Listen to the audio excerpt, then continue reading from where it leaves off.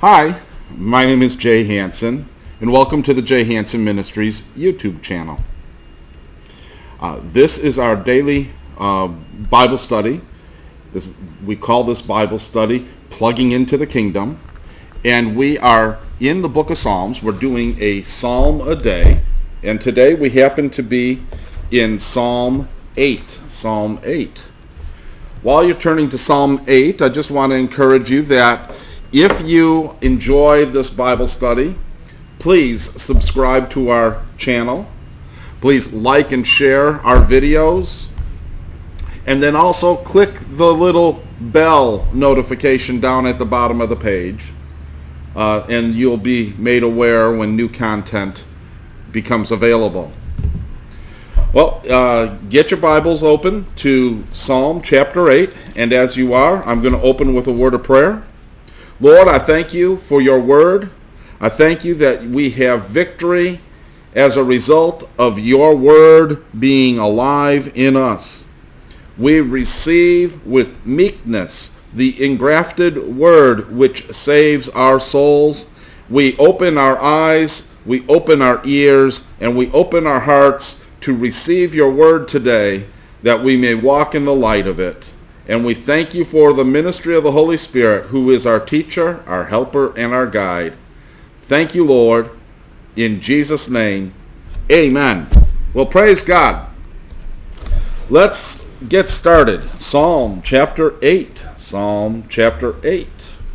I'm going to switch glasses here as I read. Psalm 8 says, the title is Glory to the Lord in Creation. To the chief musician on instruments of Gath, a psalm of David. Verse 1. O Lord, our Lord, how excellent is your name in all the earth. Who have set your glory above the heavens? Out of the mouth of babes and nursing infants, you have ordained strength, because of your enemies, that you may silence the enemy and the avenger. When I consider your heavens, the work of your fingers, the moon and the stars which you have ordained, what is man that you are mindful of him, or the son of man that you visit him? For you have made him a little lower than the angels, and you have crowned him with glory and honor. You have made him to have dominion over the works of your hands. You have put all things under his feet, all sheep and oxen, even the beasts of the field, the birds of the air, and the fish of the sea, that pass through the paths of the seas. O Lord, our Lord, how excellent is your name in all the earth. Hallelujah. Lord, you are excellent in all the earth. Praise God. Let's take a look at this chapter that we've just got done reading. And let's look at let's start with verse 3. Let's start with verse 3. It says, when I consider the heavens, the work of your fingers. You know, what is David? David, obviously, he's the king. He's a warrior. But what else is David? David is a musician. He's a musician, and you can see that in what he is writing right here.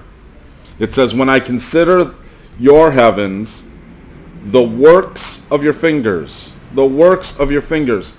As I read that, I get the picture of David picturing God playing a harp as he was creating creation. that the creation, that as creation was manifesting, it was beautiful, like the song coming from a harp. And it says when I consider the heavens, the work of your fingers. The main point I want to get to is in the next few verses. It says, what is man that you are mindful of him? Okay, who is talking here? This is David talking.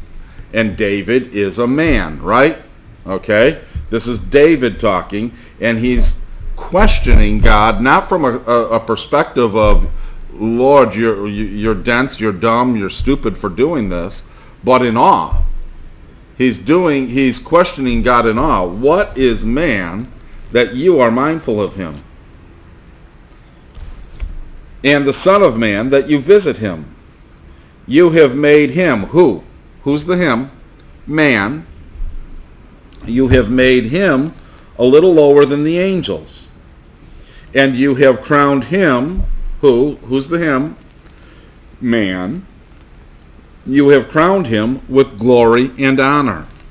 You have made him to have dominion over the works of your hands. Who's the him? Again, that's being talked about here. Man. Okay? You have made man to have dominion over the works of your hands. You have put all things under his feet. Who's the his? Man. You have put all things under man's feet. So, in creation, God gave man dominion over all of the earth. What is dominion? Dominion is the right of control. Right? If I am exercising dominion over something, I'm controlling something. And since it was given by God and not usurped by Adam, then it is the right to exercise control. Dominion is just basically control. And I can manipulate you to control you, or I can be given authority to control something. Okay? So, David is at awe that God would give man such authority here in this earth. And where does that authority lead to? Or what does man have authority over? It says in verse 7, all the sheep and oxen, even beasts of the field, the birds of the air, and fish of the sea. You know, a lot of people are afraid of animals. Why? Because they're not exercising the dominion God's given them. Animals are subject to humans. So the next time a dog comes running at you and with, growling, barking, looking like it's going to bite you, stand up in your dominion. Tell the dog to sit down in Jesus' name and see what happens.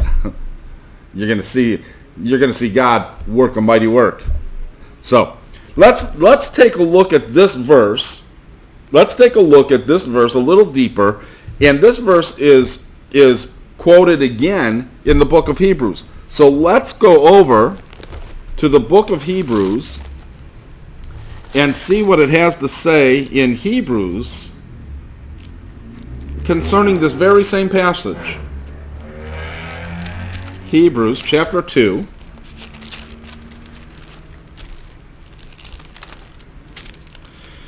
I'm going to start at verse 5. What the Lord is doing in the first couple chapters of Hebrews is God is showing the supremacy of Christ. How Christ has supremacy over angelic beings. Okay? And then here is what it says concerning angelic beings and man and Christ. All three of these are included in this passage that we're going to be talking about.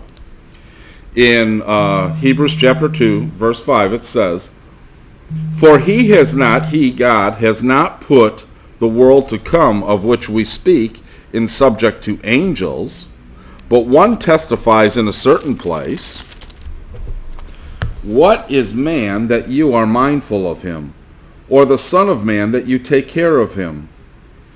You have made him a little lower than the angels.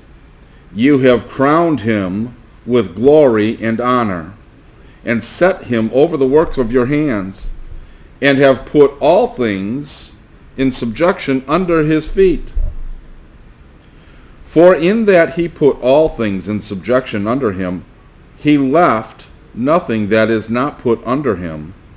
But now we do not yet see all things put under him, but we see Jesus, who was made a little lower than the angels, for the suffering of death, crowned with glory and honor, that he might, by the grace of God, might taste death for everyone. For it was fitting for him, for whom all things, and by whom all things, and are all things, in bringing the sons to glory, to make the captain of their salvation perfect through sufferings. For both he who sanctifies and those who are being sanctified are one, for which reason he is not ashamed to call them brethren. Okay, there's a lot in this verse. First of all, let's back up to verse 5. It says, for he has not put the world to come of which we speak in subjection to angels. See, God has not put the world to come in subjection to angels. He gave that dominion, that authority, that rulership to man. To man. And let's see, in verse 6 it says, but one testifies in a certain place, what is man that you are mindful of him, or the son of man that you take care of him? You have made him a little lower than the angels. See, while we're in this natural body, we have limitations. Therefore, we are a little lower than the angels.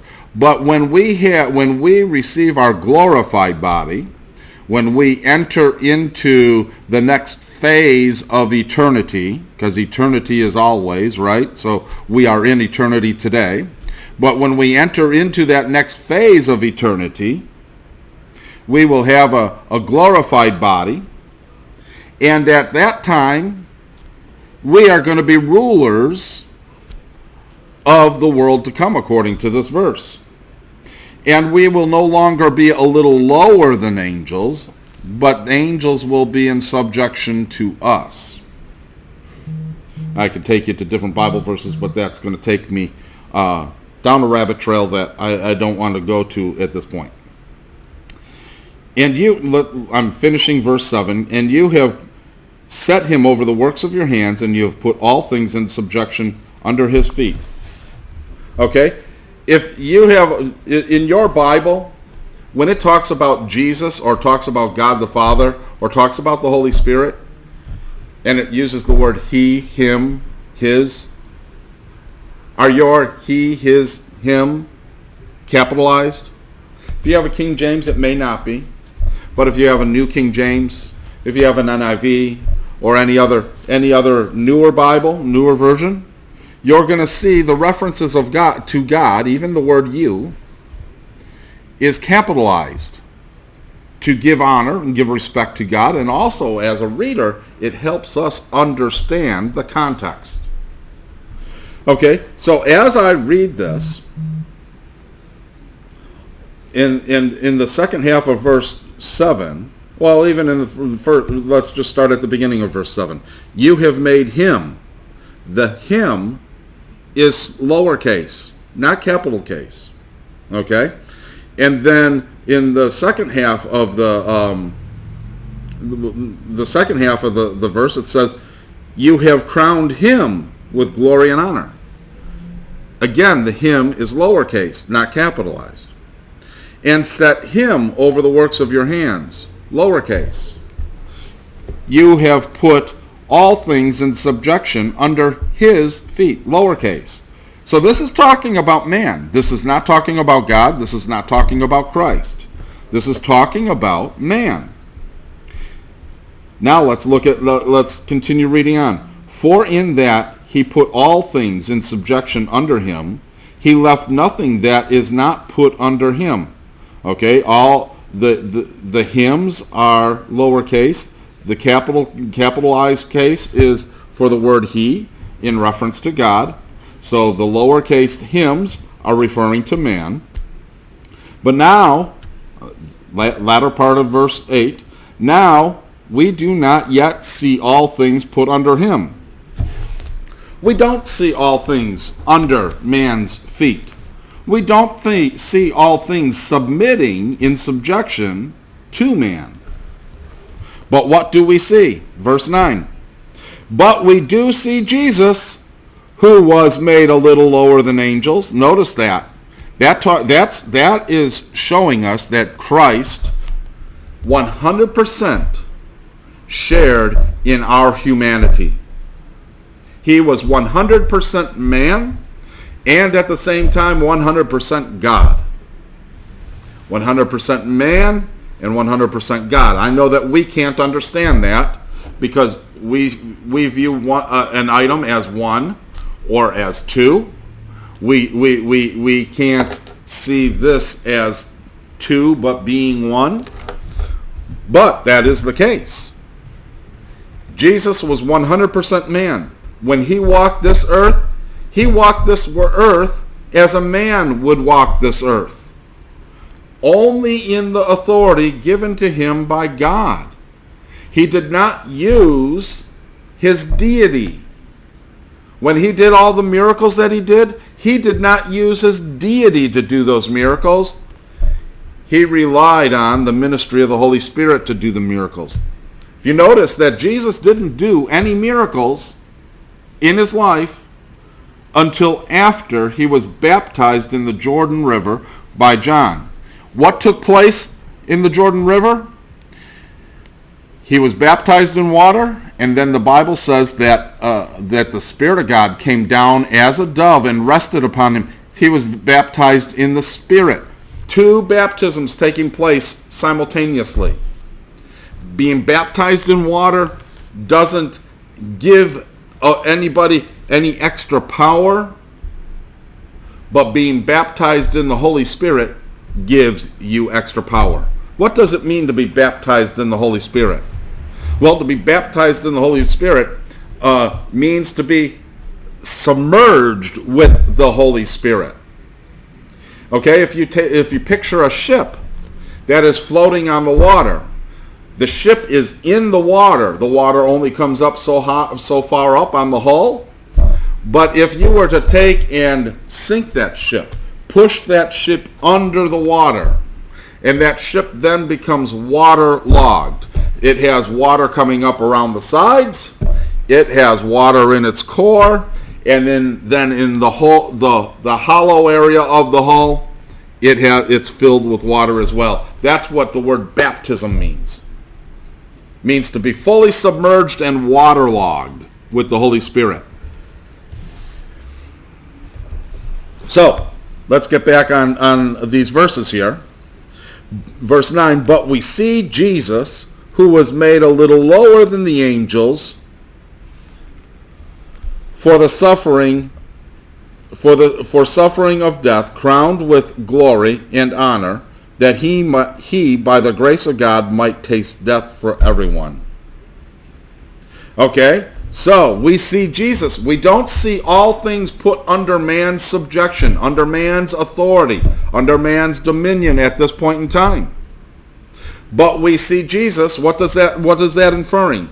It may not be under the general population of man's authority, but it is subject and under the dominion and the authority of Jesus. Now let's explore that. Let's explore that thought. Let's go over to Matthew 28 and go to verse 18. Let's see here. Matthew 28:18.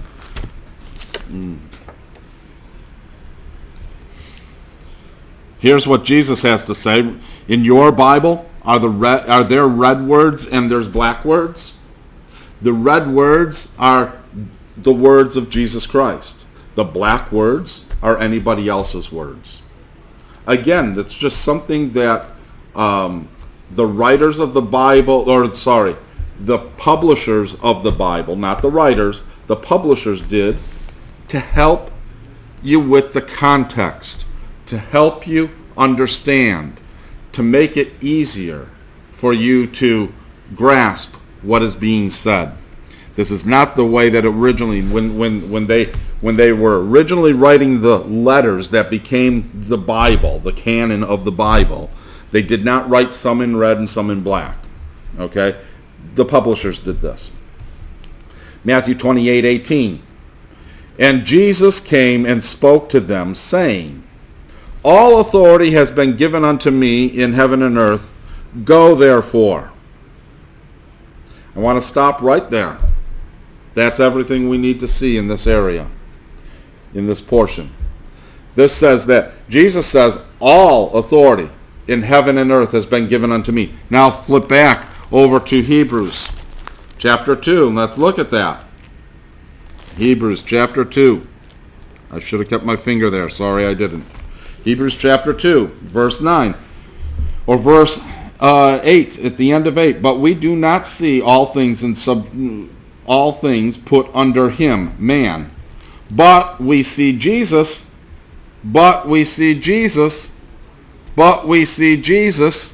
And what's so important about Jesus in context to what we're talking about?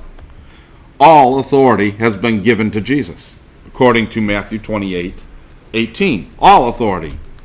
Now, what did Jesus do with that authority? When he received that authority, what did he do with that authority? Look at the first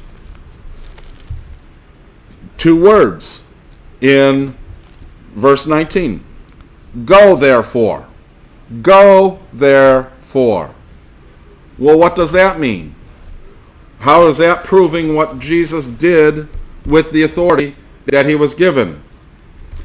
What that proves is that Jesus, after he was given that authority, he delegated that authority back to man.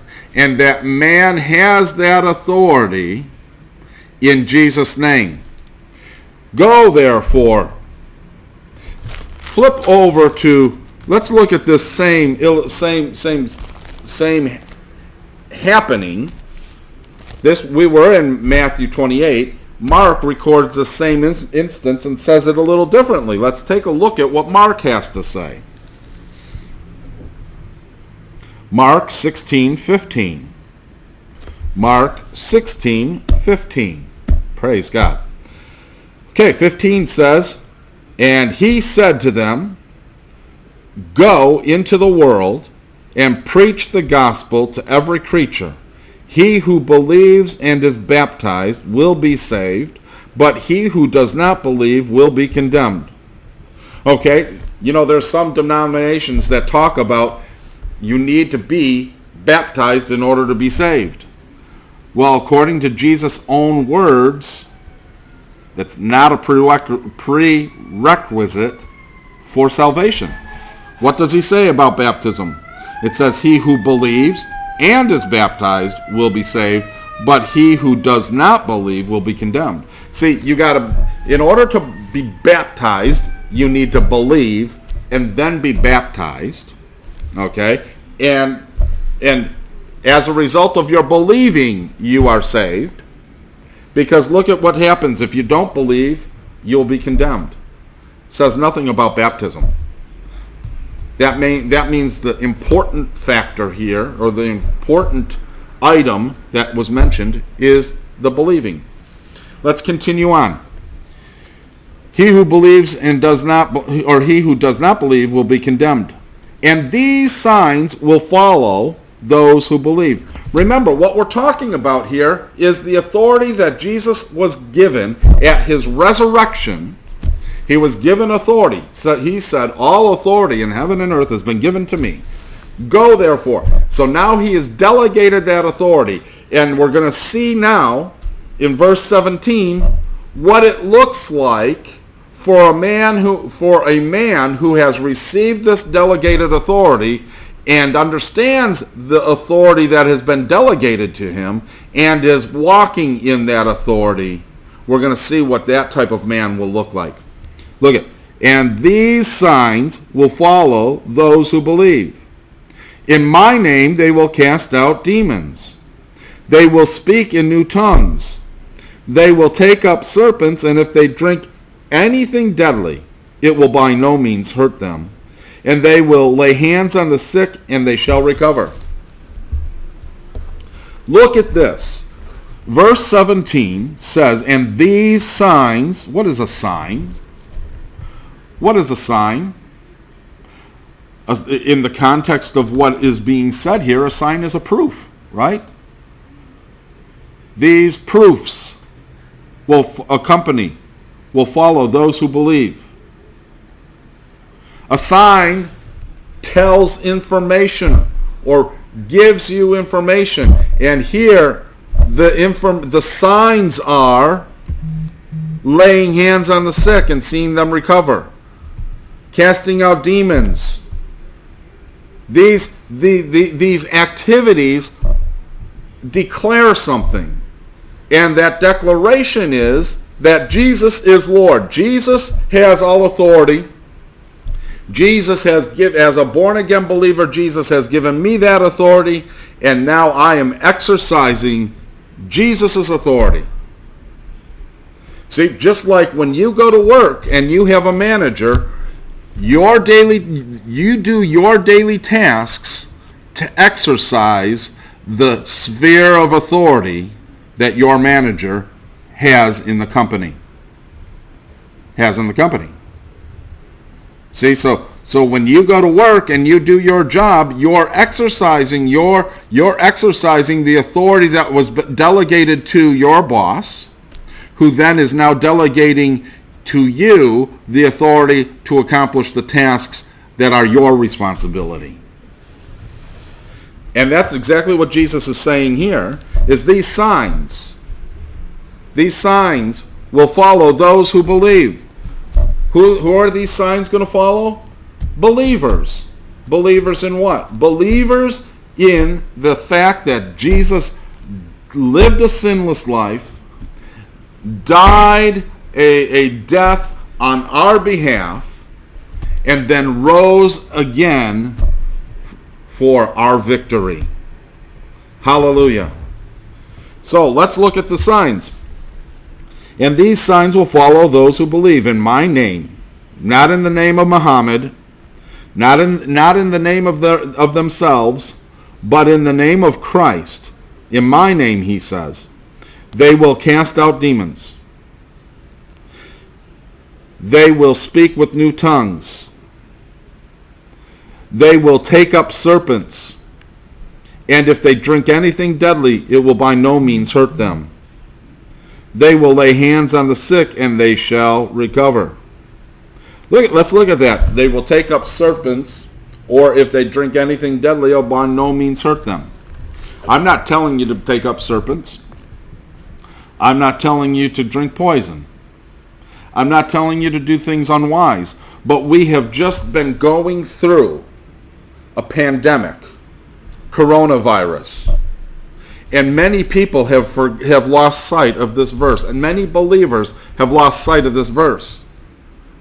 And have entered into the realm of fear instead of remaining in the realm of trust, remaining in that place of trust, remaining in that rest of trust. And they've entered into the realm of fear and have been consumed with, I got to wear a mask. I got to distance myself. I got to stay quarantined. I got to stay separated from society. Because if I go out of my house, I'm going to get coronavirus and die. That's been people's attitude. Again, I'm not telling you don't take precautions. I'm not telling you that at all. But what I am saying is that we need to trust God. Trust God. Remember when Jesus was when Jesus was taken to the wilderness and the devil was tempting him? And the devil took him up onto the top of the synagogue. Okay? And he said, look around here. All of this I will give you if you'll bow down and worship me. Because Oh, I'm sorry. I'm confusing two things. He did say that at that occasion, but first of all, he took him up there and he said, here, jump down, because the Lord said in his word that he will pick you up in his hands, that the angels will bear you up so that you don't strike your foot against a stone. And what was Jesus' reply? Jesus' reply was, it is also written, you shall not tempt the Lord your God. See, if Jesus was to jump off the roof for no reason, that would have been tempting God. But if Jesus was to jump off the roof because the building was burning, that would not have been tempting God. What I'm saying, the point I'm trying to make is, you don't go and do things dangerously just because you want to do them dangerously. But also, at the same time, you don't got to go through such extremes in altering your life to try and sanitize and protect your life. You need to trust the Lord. Trust his word. Trust his power in you. That he will keep you safe from harm, safe from danger when you are exposed to that. Trust him. It says that these signs will follow those who believe. Are you a believer? Well, if you're a believer, then you are supposed to be casting out demons. If you are a believer, then you are supposed to be speaking in tongues. If you are a believer, you're supposed to be at peace in harmful circumstances.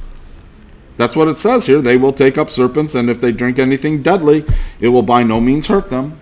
And lastly, if you are a believer, you're supposed to be laying your hands on the sick, and they are supposed to be recovering. Wow, our time has really gotten away from us.